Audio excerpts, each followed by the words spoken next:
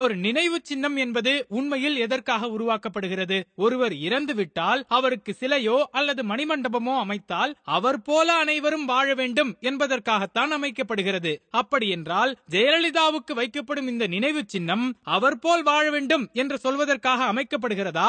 அவர் போல கூட்டு போட்டு ஊர் பணத்தை கொள்ளையடிக்க மக்களுக்கும் மக்கள் பிரதிநிதிகளுக்கும் வருங்கால சந்ததிகளுக்கும் கற்றுத்தரப் போகிறதா? அதற்காகத்தான் தினம் தினம் அங்கே ஓடோடி போய் தியானம், சத்தியம், சபதம் எல்லாம் செய்து கொண்டிருக்கிறார்களா? உண்மையில் அது ஓர் அவமான சின்னம். ஆம், மக்களின் நம்பிக்கையை பெற்று ஆட்சியில் அமர்ந்து அவர்களையெல்லாம் நம்பிக்கை மோசடி செய்து ஒரு சில குடும்பங்களுக்காக மட்டுமே வாழ்ந்து முடித்திருக்கும் ஜெயலலிதாவை போல இனி யாரும் பிறக்கவே கூடாது என்பதைத்தான் ஊருக்கு சொல்ல வேண்டுமே தவிர இப்படி ஊழல் ராணியை உத்தமராக காட்டும் வேலைகளை ஒருபோதும் சகித்துக் கொள்ளவே முடியாது. அவர் ஊருக்கு வேண்டுமானால் குற்றவாளியாக இருக்கலாம். எங்களை பொறுத்தவரை ஊழலை ஊட்டி வளர்த்த அம்மா.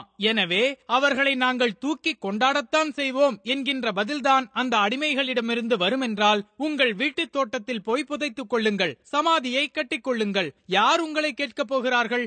ஆனால் அதிலும் ஒரு சிக்கல் இருக்கிறது அடிமைகளே. வீரப்பன் நினைவிடத்தில் சமாதி கட்ட உங்கள் ஊழல் ராணி அனுமதி கொடுக்கவில்லை. வீரப்பனின் சமாதியில் அவருடைய நினைவு நாளில் 4 பேர் கூடி நிற்பதை கூட அனுமதிக்கவில்லை உங்களின் ராணி. உங்கள் சட்டத்தின்படி வீரப்பன் உட்பட எந்த குற்றவாளிக்கும் சிலையோ மணிமண்டபமோ கட்டக்கூடாது என்றால் கிரிமினல் குற்றவாளியான ஜெயலலிதாவுக்கு மட்டும் எப்படி அமைக்க முடியும்? அது சொந்த இடமாக இருந்தாலும் கூட. இன்னொரு விதத்தில் பார்த்தாலும் இந்த கொடுமைகளை நாம் சகித்துக் கொள்ளவே முடியவில்லை. உலகையே திரும்பி பார்க்க வைத்த ரஷ்ய புரட்சிக்கு சொந்தக்காரன் லெனின். உலகெங்கும் இருக்கும் மக்கள் அனைவரும் சமம், ஏழை பணக்காரன் என்கிற வேற்றுமை கூடாது என்கிற உரிய எண்ணங்களை விதைத்தவன். அத்தகைய மனிதருடைய சிலையையே உடைத்து விட்டார்கள் முதலாளித்துவ பாதைக்கு திரும்ப விடப்பட்டிருக்கும் அந்த நாட்டினர் சிலரால். கியூபா என்னும் குட்டி நாடு உலகத்தின் பெரிய அண்ணனாக மிரட்டிக் கொண்டிருக்கும் அமெரிக்காவின் கண்களில் விரலை விட்டு ஆட்டிக் கொண்டிருக்கிறது அரை நூற்றாண்டுக்கும் மேலாக. அத்தகைய அருமையான தற்சார்புடைய நாடான கியூபாவை கட்டியமைத்தவன் பிடல் காஸ்ட்ரோ. அவன் இருந்த வரையில் ஒரு தெருவுக்கு கூட அவனுடைய பெயர் அங்கே சூட்டப்படவில்லை. அவன் இறந்த பிறகும் அந்த நாட்டின் தலைமை பொறுப்பை ஏற்ற தம்பி ரவுல் காஸ்ட்ரோ தன் அண்ணனின் பெயரை ஒரு தெருவுக்கு கூட சூட்ட அனுமதிக்கவில்லை. காஸ்ட்ரோவின் பெயரை சூட்டக்கூடாது என்று சட்டமே போட்டுவிட்ட தம்பி அண்ணனின் இறுதி சடங்கை தன் குடும்பத்தார் உள்ளிட்ட சிலருடன் மிக மிக எளிமையாக குடும்ப நிகழ்வாக நடத்தி முடித்தார். இப்படிப்பட்ட புரட்சிக்காரர்கள் தங்களை ஒருபோதும் புரட்சி தலைவன் என்றோ புரட்சி திலகம் என்றோ அழைத்துக் கொள்ளவில்லை, அழைத்ததையும் ஏற்றுக்கொள்ளவில்லை.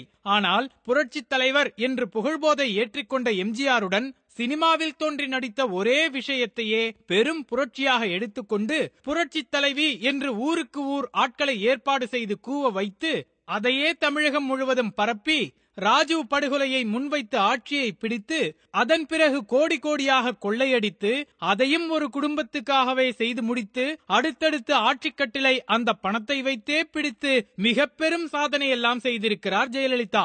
ஒருவேளை இதையெல்லாம் புரட்சி என்கிறீர்களோ என்னவோ, ஆனால் நிஜ புரட்சியை இன்னமும் தமிழகம் பார்க்கவே இல்லை என்றுதான் சொல்ல வேண்டும். மெரினாவில் நடந்த ஜல்லிக்கட்டு புரட்சியை விட பல மடங்கு பலமான ஒரு புரட்சி சீக்கிரமே வெடிக்கக்கூடும். அந்த புரட்சி தீயின் வேகத்தில் அவமான சின்னம் அடியோடு அழியக்கூடும். அடிமைகளே, அதற்கு முன்பாக நீங்களே உங்கள் ஊழல் ராணியின் சமாதியை பத்திரமாக பெயர்த்தெடுத்து காப்பாற்றிக் கொள்ளுங்கள். இத மாதிரி மோர் பொலிட்டிக்கல் வீடியோஸ்க்கு விகடன் டிவி சப்ஸ்கிரைப் பண்ணுங்க.